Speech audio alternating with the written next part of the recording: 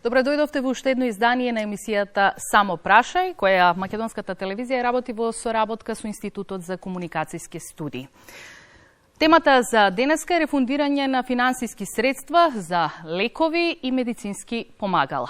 Затоа денешното издание го работиме со еден гостин во студиото, веројатно најрелевантниот на оваа тема, еден од двајцата генерални директори на Фондот за здравствено осигурување, господја магистер Магдалена Филиповска-Грашковска. Добре дојдовте. Добро ве најдов, ве благодарам на поканата. Прашањата предпоставувам дека знаете во која насока ќе се движат, но како најава за темата на почетокот ќе повикам да го погледнеме видео прилогот на колешката Анита Димитриевска-Белковска, која што го сработи на терен.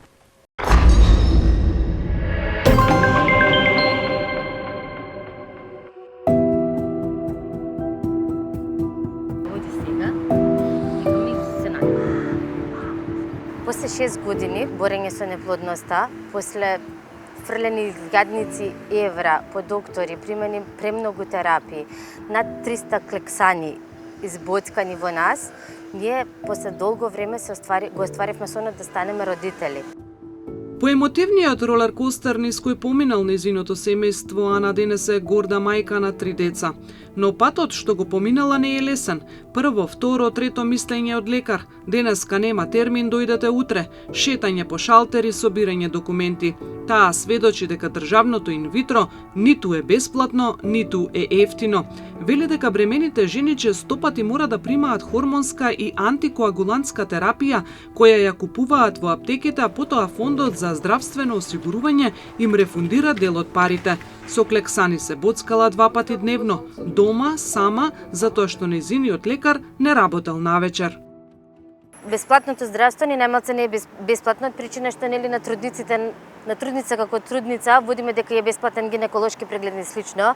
Конкретно моето искуство е дека и матичните гинеколози наплаќаат, ќе кажам еден обичен ехо преглед го наплаќаат, да точно само во државна клиника беа прегледите бесплатни, останатото се наплаќаше. Терапијата која што е за инвитро постапка, значи во учерот следува одреден дел на терапија што на секој пар не му одговара таа терапија. Останатата терапија која што може да биде препишана оди на приватно. За да бидат вратени дел од парите потрошени на клексани, мора да бидат препишани од трансфузиолог со кого Фондот за здравство има склучено договор. Се рефундираат онолку колку што стојат во извештајот, но само ако се достави фискална сметка од аптека, како и потврда од гинеколог дека терапијата е примена. Заради ова, многу трудници кои се лекуваат во приватните клиники не можат да си ги рефундираат парите. Една ампула од лекот Клексан во домашните аптеки се продава по цена од 250 денари. Тоа значи, ако примате по една ампула дневно, за еден месец ќе треба да издвоите 7500 денари. Од Фондот за здравствено осигурување ќе ви вратат 70% од платената сума, но сепак 2250 денари ќе треба да платите од сопствен джеп. И во помалите градови состојбата е слична. На Кристина од Гостивар, уште пред да остане бремена, и кажалеот им мора да прима клексани поради проблеми со крвта. По добивањето на позитивен тест за бременост, почнала со терапијата. Единствен проблем ми беше што морам да одам, на пример, прво кај матичната, па кај болничката, гинеколог, па после во аптека, па пак назад кај матичната моја, па тука во фондот за да ги донесам документите. Многу трчање ми беше. И Ана и Кристина немале проблеми со рефундирање на парите од Фондот за здравствено осигурување, но поради обемноста на процесот бараат да се поедностави. Ако можат да размислат за онлайн праќање преку слика, преку скенирање документи или не знам, тогаш би било окей да влезе тоа се во систем, дека јас, пример, јас ќе се земам за пример, дека јас морам секој месец целовременост да се боцкам, некако да влезе тоа во систем, за да можат да ми ги рефундираат полесно парите. Например, првиот месец да однесам само документи, а понатаму да си се рефундираат регуларно според, со слика. Право да си ги надоместат парите имаат граѓаните кои во здравствената установа не добиле комплетна услуга и поради тоа обезбедиле лекови и материјали на свој трошок. Според последните податоци на Фондот за здравствено осигурување, од 2021 година извршени се вкупно 28.218 рефундации за лекови и уште 350 за набавени материјали. Истата година фондот им вратил на пациентите 105 милиони денари.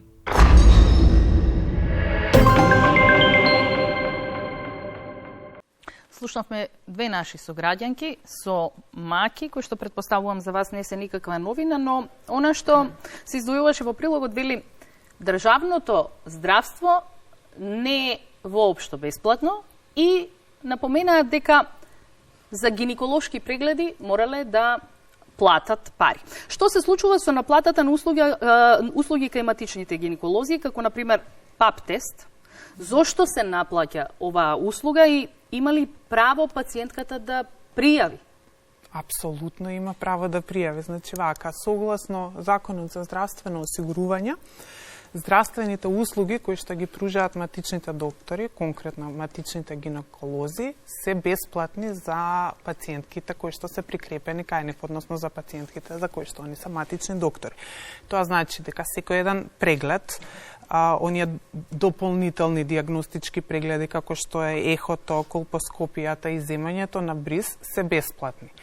И исто така и ПАП тестот кој што се врши како превентивна функција, нели, за заштита од развој на онколошки проблеми. Значи сите тие се бесплатни, единствено што имаат право да наплатат матичните гинеколози согласно договорот кој што го имаат подпишано со фондот е, нели, партиципацијата која што изнесува 60 денари за ПАП тест или за земање бриз. Значи, тоа би значило дека секое дополнително наплатување од страна на матичен гинеколог на пациентката е спротивно на договорот кој што го има склучено матичниот гинеколог со фондот. И во тој случај би сакала да искористам оваа прилика да ги мотивирам сите пациентки на кои што им се наплаќа здравствена услуга од матичен гинеколог или партиципација повисока од овој износ кој што го споменав, да инсистираат да добијат за тоа фискална сметка и да пријават во фондот, затоа што за овие договорни прекршувања, значи овие прекршување на овие договорни одредби, во тие исти договори кои што фондот ги склучил со матичните гинеколози се предвидени и соодветни казни. Меѓутоа, доколку не пријавуваат нашите осигуреници, тогаш фондот, контролорите од фондот не можат нити да проверат. И сега ние слушнавме само два или ајде неколку проблеми од две пациентки. Кои се најчестите проблеми што се јавуваат при рефундација на средства? Значи, јас би тргнала вака малце поинаку. Најчесто рефундацијата, во најголем дел од случаите, речиси 90% е за лекот Клексан. Зашто е тоа така? Причината е едноставна, бидејќи тој лек е дел од болничката позитивна листа, значи лек кој што би требало да се дава во болница, меѓутоа не се дава во болница, го аплицираат матичните доктори. И од таа причина, значи, нашите осигуреници треба да ги купуваат сами во аптека, па потоа да поднесуваат барање за рефундација во фондот. И сега кога веќе споменав дека тоа е можеби 90% од вкупниот износ на рефундација, значи тоа е еден секојдневен проблем на одреден број на наши граѓани. Дополнително, како проблем за да дојде до рефундација, често се случува да одреден наш осигуреник поради неплатени, навремено неплатени придонеси, иако е активно здравствено осигуран, меѓутоа не се навремено платени придонесите, нема право одредена услуга или одреден лек да го земе на товар на фондот, па ги плаќа приватно, па кога ќе ги доплати тие придонеси, бидејќи има рок одложен, да речеме 60 дена, може да доцнат со плаќањето на придонесите без да им се деактивира здравственото осигурување. Значи, ако во рамки на тие 60 дена го уплатат придонесот, потоа можат да поднесат барање за рефундација. Значи, овие се најчестите причини поради кои што доаѓаме во ситуација да има потреба од рефундирање на средства, или третата ситуација е кога на одредени клиники нема одреден материјал кој што е потребен, па во тој случај повторно осигурениците треба да го купуваат сами тој материјал и да бараат после рефундација на средства. Тоа се многу помал број на случаи, значи во 2021 околу 350 на случаи беа такви, а во изминатиот период најчесто кога зборувам за материјали, мислам на вештачките колкови. Значи, во одредени моменти ги немаат вештачките колкови во клиниките, ги купуваат приватно, па фондот рефундира. Меѓутоа, сега да бидеме реални, искрени, најголемиот проблем кој што буди највеќе реакции кај нашите граѓани е всушност износот на рефундација кој што го прави фондот. Јас би одземала една минута да објаснам целата таа постапка. Значи, во суштина, согласно закон, фондот има утврдени критериуми како да ја утврди референтната цена на лековите, да речеме. И кога таа цена која што ја утврдува фондот, а се вика референтна цена, е различна од максималната цена која што ја утврдува Министерството за здравство. Значи, разликата се јавува поради различни критериуми. Максималната цена која што ја утврдува Министерството за здравство во најголемиот број случаи е повисока од референтната цена, како што спомена госпогите во прилогот за клексанот, да речеме, тој се продава по 250 денари, бидејќи таа е максималната цена која што е утврдена од Министерство за здравство, а фондот рефундира не во процентуален износ, туку рефундира колкова е утврдената референтна цена на истиот тој лек. И тука се јавува разлика. Тој гап. Мислам, целиот тој гап не се однесува само на разликата помеѓу овие две цени, тука е вкалкулирана и партиципацијата, бидејќи фондот износот за партиципација не го враќа назад. Ме разбирате, значи во суштина тоа би го издвоила како најголем проблем или најголем револт кај граѓаните.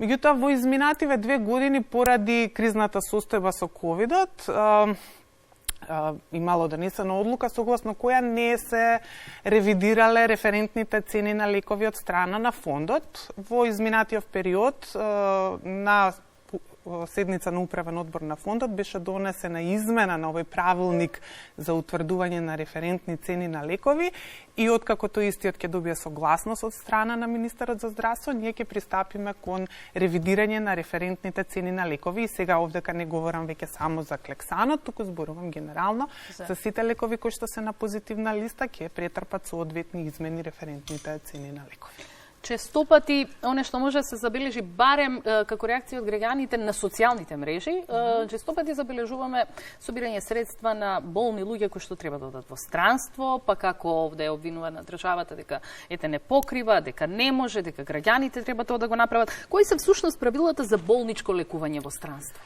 Така, јас прво морам да потенцирам дека многу голем дел од буџетот на фондот се одлива на лекување во странство, значи на наши државјани, наши осигуреници кои што се лекуваат во странство. Меѓутоа има неколку правила, неколку критериуми за да може да се овозможи. Прво, здравствената услуга за која што се упатува во странство треба да нема можност во државава да се спроведе. Значи, ако има можност во рамки на нашата држава да се реализира тоа лекување, тогаш не може да се упати во странство. Значи, тоа е првиот критериум.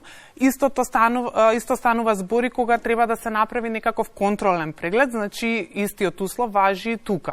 да нема услови тој контролен преглед од одредени причини, дали е специјалистички како апарат апарат или слично, ако не може да се спроведе кај нас, тогаш исто така може да се упати надвор во странство и потребно е да има конзилијарно мислење. Значи, конзилијарното мислење секогаш треба да дојде од една од нашите државни универзитетски клиники, значи од терцијарно ниво, од највисоките здравствени установи. Врз основа на тоа конзилијарно мислење и доколку се исполнети нели сите овие други услови, впрочем и доколку барателот има активно здравствено осигурување и платени придонеси, тогаш постапката е следна, се разгледува од страна на лекарски комисии, значи тие се лекарски комисии кои што фондот ги формира, меѓутоа таму се членови стручни лица, доктори, специјалисти од нашите клиники и тие согласно нивното стручно медицинско знаење одлучуваат дали каде треба да се упати пациентот. Да. Во ова емисија имаме можност граѓаните директно да постават прашање. Предлагам да погледнеме анкетата од колешката Велковска, што точно ги интересира граѓаните.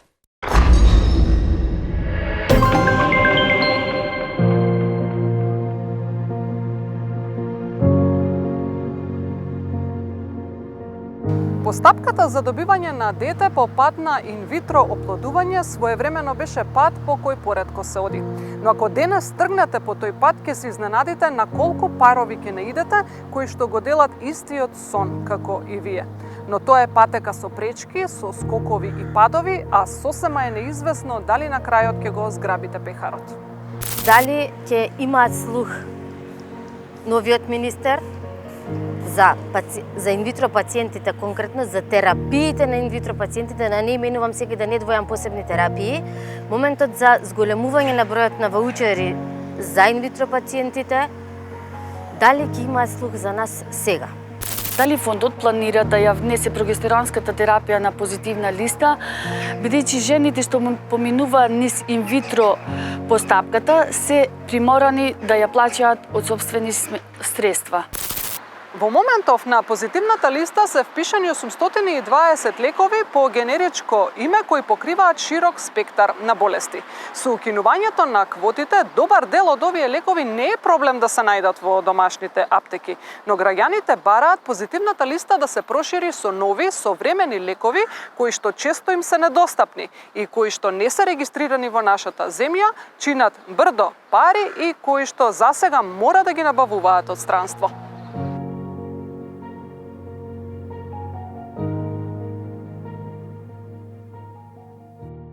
Дефицитарни лекови, односно лекови кои што ги нема на позитивна листа, се миорелбаколофен, дитропен за инконтиненција, за лоша инконтиненција, значи подобрување, сребрените гази или сребрените спреови.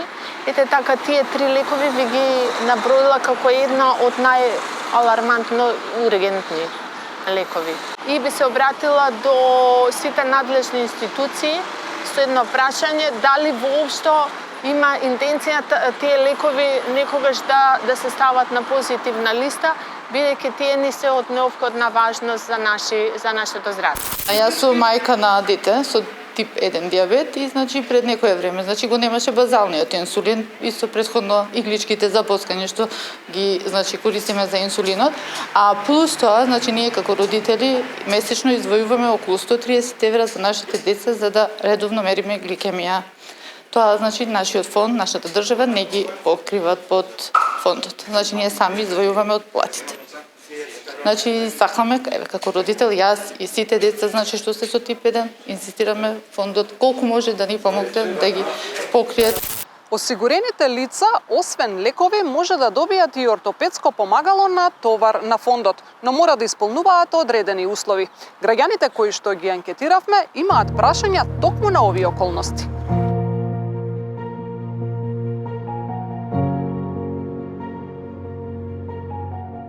Во изминатиот период Фондот за здравствено осигурување додели, односно законски одобри посовремени протези и протетски помагала за лицата со ампутација, но прашањето е Посовремените протези се ограничени со вработување на лицата кои што треба да ги примат протезите или да бидат на школување.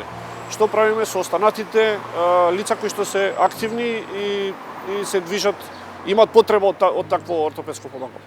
Има лица што им треба електромоторни инвалидски колички. Во законот пишува дека има право да земат лица од 26 години и над 64 години. А се случуваат, може да ги подигнат едино ако е студент или ако е вработен. Пошто се случуваат случаи и ситуации што им се потребни такви електромоторни колички, а не ги исполнуваат тие услови. Проблемот е дали ќе може некако да се стават на позитивна листа. Ако позитивната листа се надополни со нови лекови и помагала, бенефит ќе имаат сите. Пациентите пристап до терапија, а лекарите можност да им го препишат најсоодветниот лек.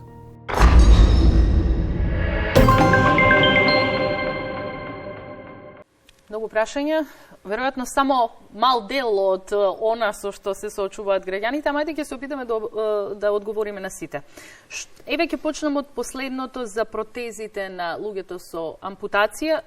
Што се случува со останатите лица? Објаснија дека има правила како да се добие, треба се вработени и така натаму, кои се активни имаат потреба од ортопедско помагало. Така, јас само ќе појаснам. Кога станува збор за еднострана ампутација, значи ампутација на еден екстремитет, тогаш следува таква посовремена протеза само на лица кои што се школуваат до 18 или до 26 години или на лица кои што се вработени.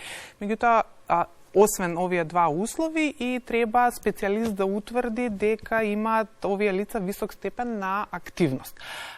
Но, доколку станува збор за двострана ампутација, значи ампутација на двете ноза, да речеме, тогаш не важат ограничувањата за да е или на школување или во работен однос, тогаш важи само оној услов специјалист да има утврдено можност за висок степен на активност кај тоа инвалидно лице. Сега да, точно, јас би го споила ова и со инвалидските електромоторни колички. Значи да, има, не се за жал не се покриени секогаш сите категории, меѓутоа станува збор за помагала кои што се исклучително скапи. Ние како фонд навистина се трудиме максимално што можеме да ја прошириме листата на осигуреници кои што би ги добиле овие помагала, но прво е неопходно да направиме една анализа, да видиме кои се финансиските импликации и колкави се можностите на фондот за евентуални измени на овие правилници. Имаше прашања и за нови евентуално проширување на позитивната листа на лекови. За тоа веројатно повеќе одговор има Министерството за здравство. Ние се обидовме да добиеме одговор од таму. Јас ќе го прочитам. Велат, во врска со позитивната листа, значајна новина во оваа област е донесувањето на новиот правилник за ставање лек на позитивна листа. Се очекува фармацевските компании да пројават интерес и поднесување барање согласно утврдената постапка и во согласно со критериумите за ставање лек на позитивната листа. Истовремено, веќе се донесени законски измени и дополнување на два системски закони кои што возможуваат воведување посебни договори за лековите што ќе се склучуваат меѓу Министерството за здравство и производителите на специфика на лекови кои што се иновативни, немаат конкуренција на пазарот, а истовремено имаат висока цена во прометот. Лековите што ќе бидат предмет на посебни договори најчесто се употребуваат во третманот на пациентите со ретки болести, цистична фиброза, како и други специфични и тешки болести. Она што ќе ве прашам имаше прашање и за диабет тип 1.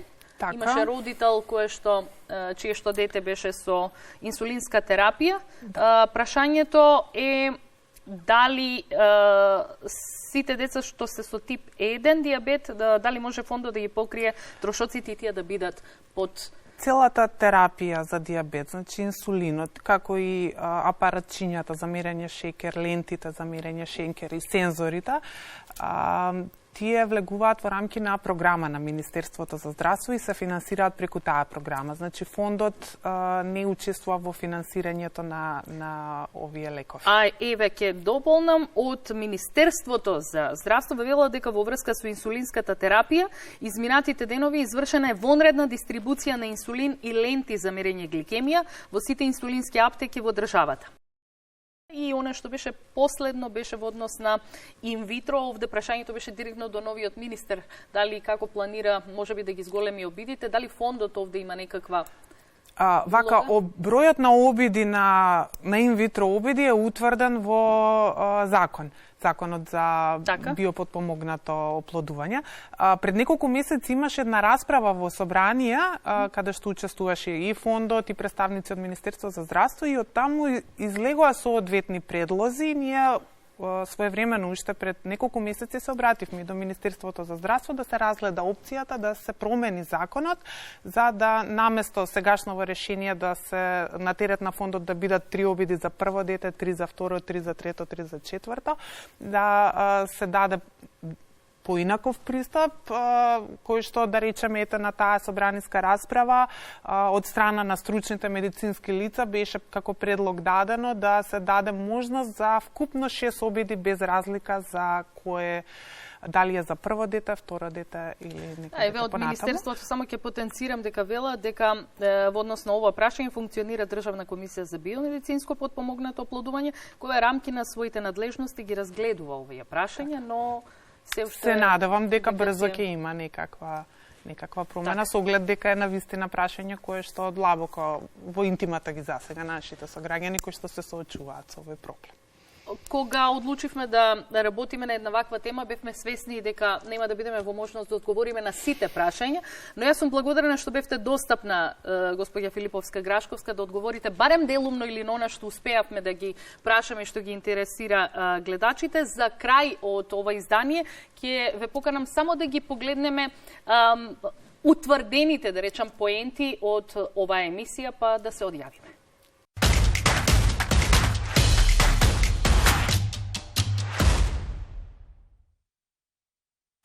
Доколку сте привремено спречени да работите поради болест и повреда, имате право на надоместок на плата само ако сте биле здравствено осигурани непрекинато најмалку 6 месеци пред да настане болеста или повредата. Кога не постои можност за лекување во земјава, пациентот може да се упати на болничко лекување во странство на товар на Фондот за здравствено осигурување, откако за тоа оценка и мислење ќе дадат првостепената и второстепената лекарска комисија на фондот. Доколку самите сте ги платиле лековите за одредена здравствена услуга, парите можат да ви бидат надоместени ако лекот го немало во доволни количини во аптеките, ако здравствената установа во која сте се лечеле го немала лекот и ако сте биле здравствено осигурани.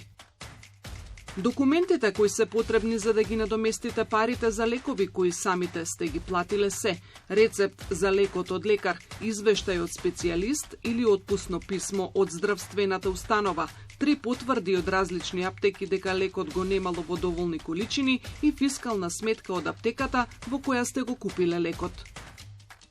Ако матичен гинеколог ви побара пари за ехо или бриз, можете да одбиете да платите.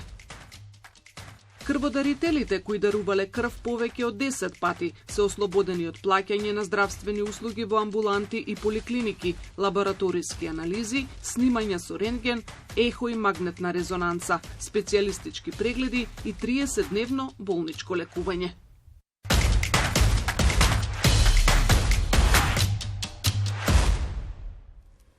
Сите сме потенцијални пациенти во секое време, така што се надевам дека на сите гледачи на оваа емисија успеавме да дадеме одредени одговори, а доколку има уште и интерес, ќе направиме уште едно издание на Само прашај на тема рефундација на средства. Ви благодарам што бевте гостинка во Само прашај. Ви благодарам и вас.